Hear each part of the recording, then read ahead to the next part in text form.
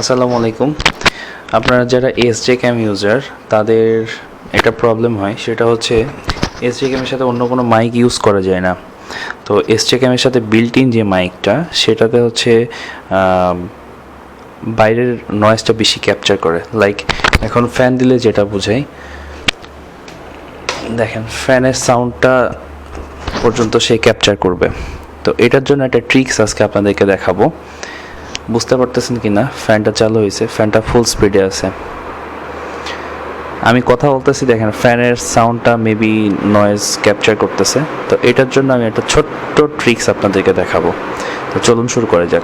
তো যেরকমটা বলতেছিলাম, যে ট্রিক্সটা আপনাদেরকে আজকে দেখাবো সেটা হচ্ছে, উপরে যে ডেড ক্যাট বলে এটাকে, তো ডেড ক্যাট খোলার পর দেখতে পাবেন যে এই সাইড দিয়ে পুরাটা ফাঁকা, নয়েজটা অ্যাকচুয়ালি এই দিক দিয়েই ক্যাপচার করে।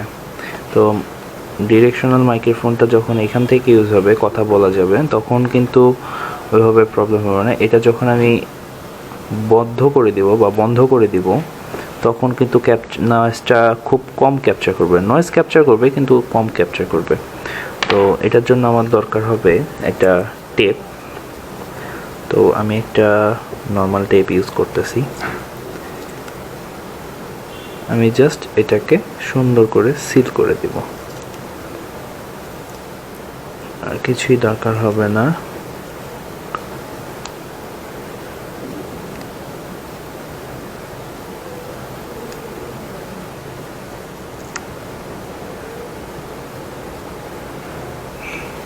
যতটা ভালোভাবে পারা যায় সিল করে দেব।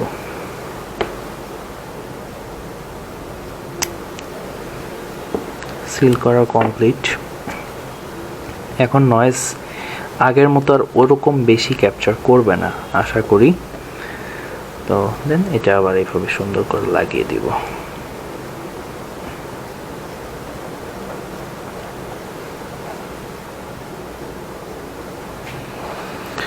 আমার কাজ কমপ্লিট।